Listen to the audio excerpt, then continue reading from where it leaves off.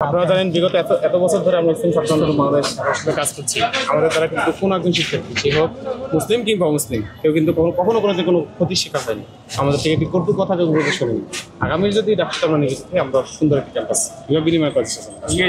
আপনাদের দোয়া সমর্থন করছি।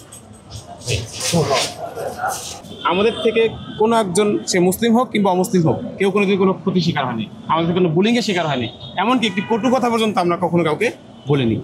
এরকম সুন্দর একটি ক্যাম্পাস আগামীতেও কীভাবে ধরে রাখা যায়?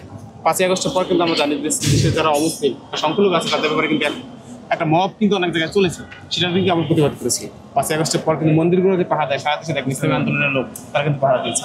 তেমনি পাহারা দিয়ে না, এমন পরিবেশ আমাদের করতে হবে কাউকে পাহারা দিতে হবে না, প্রত্যেকে যার যার স্বাধীনভাবে সে থাকে। সেই সুন্দর পরিবেশ তৈরির জন্য আমার মধ্যে কাজ করছে। আমাদের সমর্থন চাচ্ছি। আমি